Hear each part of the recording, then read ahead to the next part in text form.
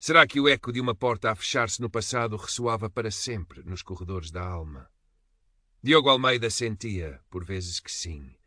Aquele contrato, pousado na sua secretária modesta no seu pequeno quarto na Ameixoeira, cheirava a papel novo e a uma promessa quase palpável. A Ener Lisboa, um nome que brilhava nos arranha-céus espelhados do Parque das Nações, como um farol de oportunidades. Aos 28 anos, com o diploma de técnico de energias renováveis a arder-lhe nas mãos e no coração, Diogo via mais do que um emprego. Via a validação, a hipótese de finalmente ancorar o seu barco num porto seguro, longe das águas turbulentas da precariedade e do olhar condescendente que tantas vezes o medira pela cor da pele e não pela competência.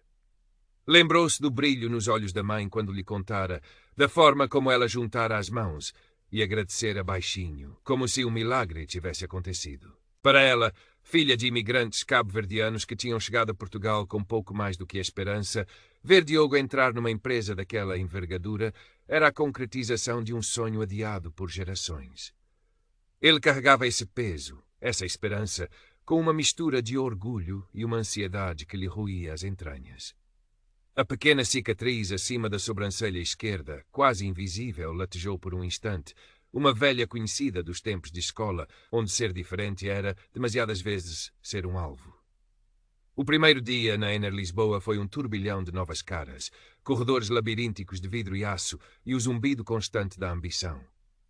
Ricardo Valente, o diretor de operações, recebeu-o no seu gabinete panorâmico com uma formalidade fria. Era um homem nos seus 50, impecavelmente vestido, o cabelo grisalho cortado com precisão militar e um olhar que parecia atravessar Diogo sem realmente o ver. Almeida, dissera, a voz um barítono controlado, esperamos grandes coisas de si.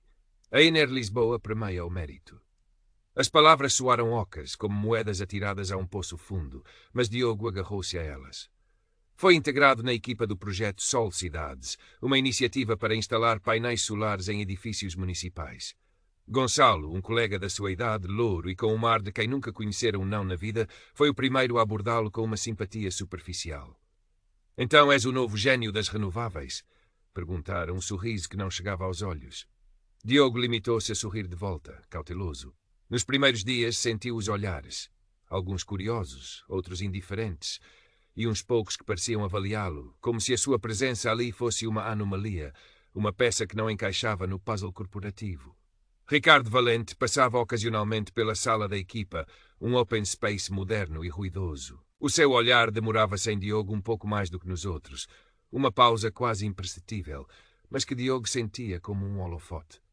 As primeiras semanas foram de imersão total. Diogo mergulhou nos esquemas, nos cálculos, nas visitas técnicas aos edifícios.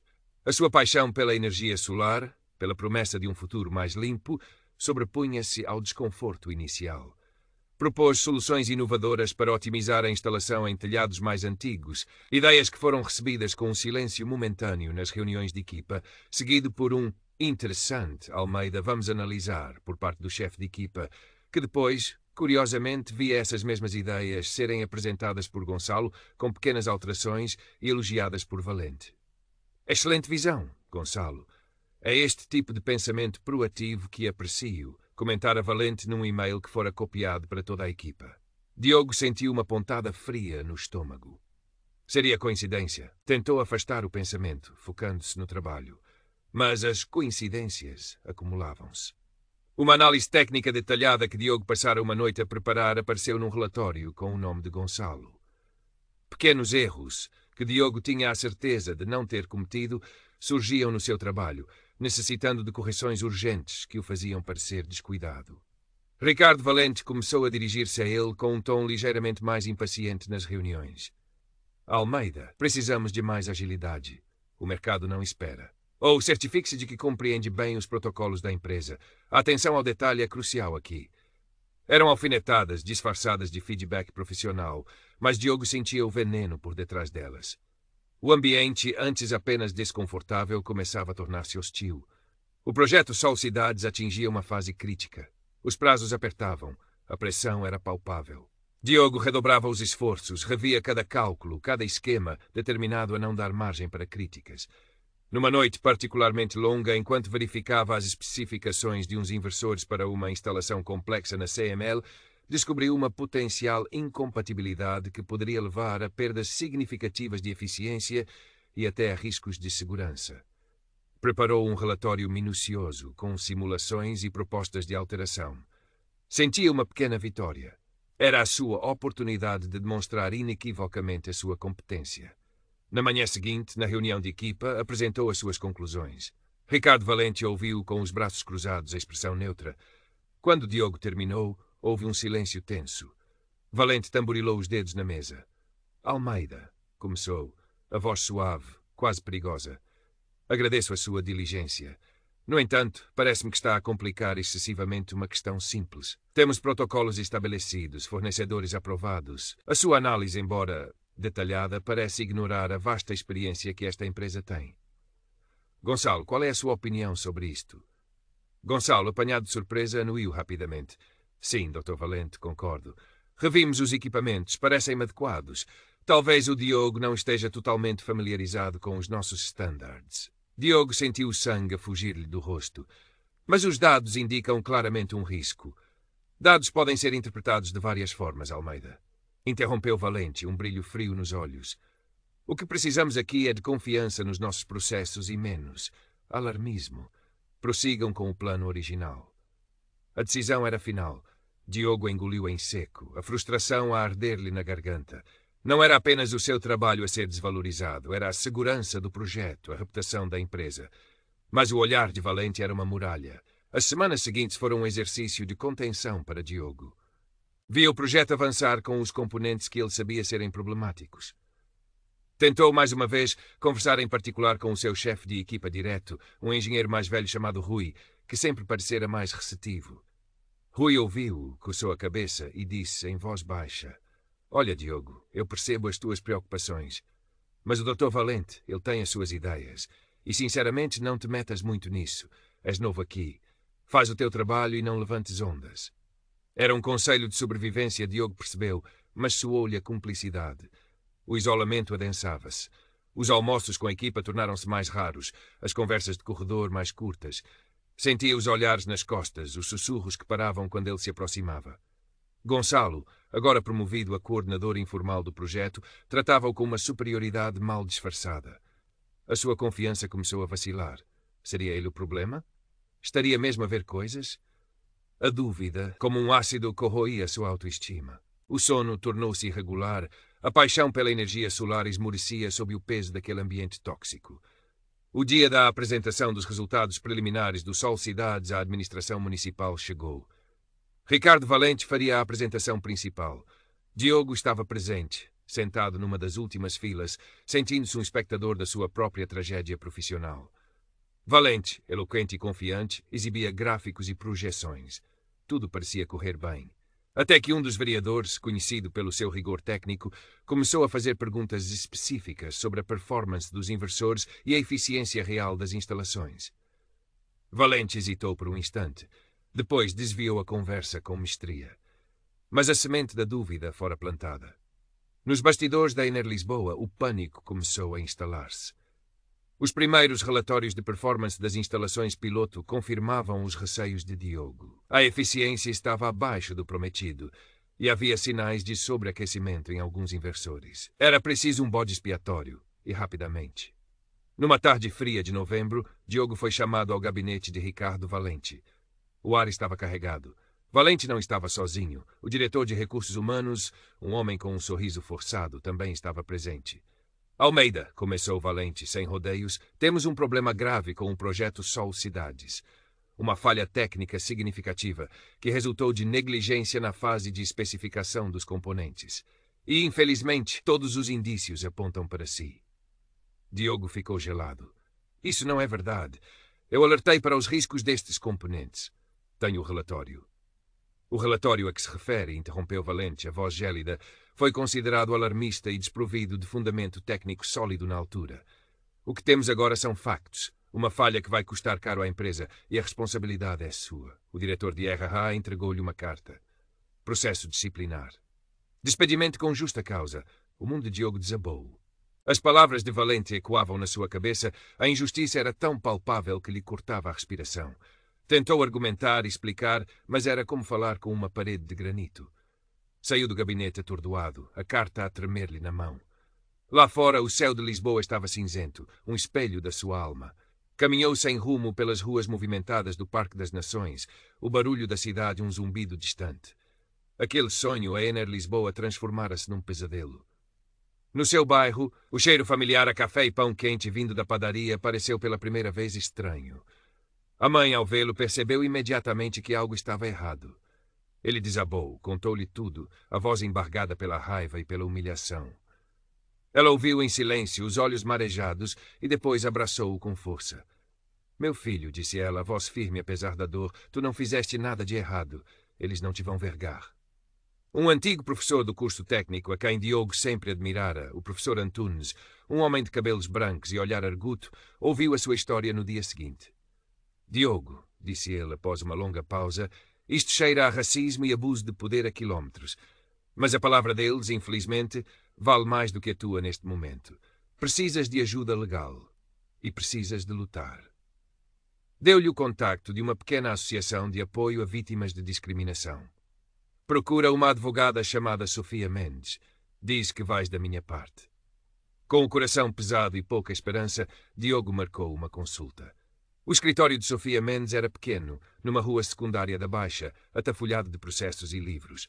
Sofia, uma mulher de cerca de 45 anos, com os olhos vivos e um sorriso que transmitia tanto cansaço como determinação, recebeu com simplicidade. Diogo contou a sua história, hesitante no início, depois com uma urgência crescente, como se as palavras presas há tanto tempo precisassem de sair. Sofia ouviu-o sem interromper, tomando notas, o seu olhar fixo. Quando ele terminou, ela suspirou. Diogo, o que me descreve é, infelizmente, um padrão demasiado comum. A discriminação no local de trabalho, especialmente contra minorias, é muitas vezes subtil, difícil de provar. Ricardo Valente, já ouvi esse nome. Não será fácil. Acha que... Há alguma hipótese? Perguntou Diogo, a voz pouco acima de um sussurro. Sofia olhou para os seus papéis, depois para ele. Hipótese há sempre, Diogo, mas vai exigir coragem, paciência e provas sólidas. Aquele relatório que você mencionou, ainda o tem? Diogo anuiu. Ótimo, isso é um começo. Vamos analisar cada detalhe, cada e-mail, cada testemunha possível. Eles podem ter o poder e o dinheiro, mas nós temos a verdade do nosso lado. E por vezes, Diogo, a verdade é a arma mais poderosa de todas. Pela primeira vez em semanas, uma pequena chama de esperança acendeu-se no peito de Diogo. Talvez, apenas talvez, a luta não estivesse perdida. Sofia Mendes mergulhou no caso com uma tenacidade impressionante. Analisaram o relatório original de Diogo, compararam-no com as especificações técnicas dos componentes realmente utilizados e com os relatórios de performance que começavam a surgir. A discrepância era flagrante e confirmava as preocupações iniciais de Diogo. Isto é ouro, Diogo, disse Sofia, os olhos a brilhar. Isto não é apenas negligência da parte deles. É uma má gestão deliberada e usaram-te como bode expiatório. O passo seguinte foi notificar formalmente a Ener Lisboa da intenção de Diogo de contestar o processo disciplinar e o despedimento iminente, alegando despedimento ilícito e discriminação racial. A resposta da empresa, através do seu departamento jurídico, foi rápida e arrogante. Negavam todas as acusações, reafirmavam a negligência grosseira de Diogo e ameaçavam com um processo por difamação se ele persistisse. Ricardo Valente percebia-se nas entrelinhas da comunicação formal, estava furioso e determinado a esmagar qualquer resistência. Eles estão a tentar intimidar-nos, comentou Sofia, calma. É o procedimento padrão. Agora precisamos de testemunhas. Alguém dentro da Ener Lisboa que possa corroborar a tua versão, que tenha presenciado as microagressões, a forma como as tuas ideias eram sistematicamente desvalorizadas ou roubadas por Gonçalo com o aval de Valente. Diogo pensou nos seus colegas. Muitos tinham demonstrado simpatia velada, mas o medo de Valente era palpável. Rui, o chefe de equipa, era uma possibilidade, mas ele já se mostrara relutante em confrontar a direção. Havia, no entanto, uma colega mais nova, a Ana, uma designer gráfica, que também se sentira algumas vezes marginalizada por ser mulher num ambiente muito masculino. E talvez o David, um técnico júnior que partilhara com Diogo à hora do almoço o seu desconforto com certas injustiças que via. Eram possibilidades ténues. Sofia, com a ajuda de Diogo, preparou cartas confidenciais para alguns destes colegas, explicando a situação e pedindo, se possível, um testemunho. mesmo que anônimo numa primeira fase. A espera pelas respostas foi angustiante para Diogo. Cada dia que passava aumentava a pressão financeira e emocional. A sua mãe preocupava-se em silêncio, mas o seu apoio era inabalável. Surpreendentemente, Ana respondeu. Pediu para se encontrar com Sofia fora do escritório. Estava nervosa, mas determinada. Contou como vira Ricardo Valente a humilhar Diogo subtilmente em reuniões, como as suas contribuições eram frequentemente ignoradas. Não tinha provas concretas de sabotagem, mas o padrão de comportamento de Valente em relação a Diogo era para ela evidente. Ele nunca gostou do Diogo, disse Ana. Sentia-se, não sei, ameaçado pela competência dele, ou simplesmente não o queria ali. O testemunho de Ana, embora não fosse uma prova irrefutável, era um forte indício moral. Entretanto, uma reviravolta inesperada aconteceu. Um envelope anônimo chegou ao escritório de Sofia. Dentro, cópias de e-mails internos da Ener Lisboa, trocados entre Ricardo Valente e o diretor de compras, onde Valente insistia na aquisição dos componentes mais baratos, os mesmos que Diogo identificara como problemáticos, apesar dos alertas do departamento técnico sobre a sua qualidade inferior. Numa das mensagens, Valente escrevia: precisamos de cortar custos neste projeto. A performance pode ser otimizada nos relatórios. Quanto ao Almeida, ele que se limita a executar. Se houver problemas, já sabemos quem responsabilizar. Isto é dinamite, disse Sofia, os olhos arregalados. Alguém lá dentro está do teu lado, Diogo. Alguém com acesso à informação muito sensível. Aquilo mudava tudo. Tinham agora uma prova documental da má-fé de Valente e da intenção de usar Diogo como bode expiatório. Com estas novas provas, Sofia solicitou uma audiência de mediação urgente com a Ener Lisboa, antes que o processo de despedimento de Diogo fosse finalizado. A empresa, embora relutante, aceitou. Sabiam que recusar poderia ser mal interpretado caso o assunto chegasse a tribunal. A sala de mediação era austera, impessoal. De um lado Diogo e Sofia, do outro Ricardo Valente, ladeado por 2 advogados da empresa, a sua expressão uma máscara de fria arrogância. O mediador, um jurista experiente, tentava manter um tom neutro. Sofia começou por apresentar o caso de Diogo de forma metódica. As suas qualificações, o seu trabalho no projeto, os alertas que fizera sobre os componentes, a forma como fora sistematicamente desvalorizado e, finalmente, a acusação falsa. Depois, com um timing perfeito, apresentou as cópias dos e-mails internos. O silêncio na sala tornou-se pesado. Viu-se uma ligeira contração no maxilar de Valente. Os advogados da empresa trocaram olhares nervosos. Estes documentos são inadmissíveis, disse um deles, a voz um pouco mais alta do que o necessário. Foram obtidos ilegalmente. A legalidade da sua obtenção pode ser discutida em sede própria, se assim o entenderem, retorquiu Sofia, calma. O que eles demonstram inequivocamente é a intenção do Dr. Valente de usar componentes de qualidade inferior e de atribuir responsabilidades ao meu cliente por quaisquer falhas subsequentes. Isto, meus senhores, tem um nome: má-fé. E, considerando o historial de tratamento dado ao Sr. Ney, Almeida configura também um claro caso de assédio moral e discriminação. Valente tentou intervir, a voz carregada de indignação forçada. Isto é um ultraje, uma tentativa de manchar o meu bom nome e o da Ener Lisboa. Foi então que Diogo, que se mantivera em silêncio, sentiu uma força inesperada. A imagem da sua mãe, a fé do professor Antunes, a coragem de Ana, a determinação de Sofia, tudo isso convergiu nele. Olhou diretamente para Ricardo Valente. Dr. Valente, começou, a voz firme, surpreendendo-se a si mesmo. Eu entrei na Ener Lisboa com esperança e dedicação. Queria contribuir, queria crescer, mas o que encontrei foi um ambiente onde a minha cor parecia importar mais do que a minha competência, onde as minhas ideias eram roubadas e o meu esforço desvalorizado, onde me tentaram transformar num bode expiatório para encobrir decisões erradas. Continuou, a voz a ganhar força, cada palavra pesada de uma dor longamente contida. O senhor pode ter poder, pode ter influência, mas não tem o direito de destruir a dignidade de uma pessoa, de esmagar os seus sonhos por puro preconceito ou conveniência. Eu não fui negligente, eu fui competente, eu alertei, e o senhor não quis ouvir. Ou pior, ouviu e decidiu ignorar, porque para si eu era apenas o Almeida, alguém dispensável. O discurso de Diogo, carregado de uma emoção crua mas digna, pairou na sala. Ricardo Valente estava pálido, os seus lábios uma linha fina. Os advogados da empresa cochichavam freneticamente. O mediador observava a cena, impassível. A fachada de Ricardo Valente começou a ruir. Pressionado por Sofia com perguntas diretas sobre os e-mails e o tratamento dado a Diogo, as suas respostas tornaram-se evasivas, contraditórias. A sua arrogância transformou-se numa irritabilidade mal contida. Num momento de descuido, ao ser confrontado com a sua frase "já sabemos quem responsabilizar", ele explodiu. Ele é que devia ter feito o trabalho dele como deve ser, em vez de andar a criar problemas onde não existiam. Num momento de descuido, ao ser confrontado com a sua frase "já sabemos quem responsabilizar", ele explodiu. Ele é que devia ter feito o trabalho dele como deve ser, em vez de andar a criar problemas onde estes tipos vêm para aqui e pensam que podem ditar as regras.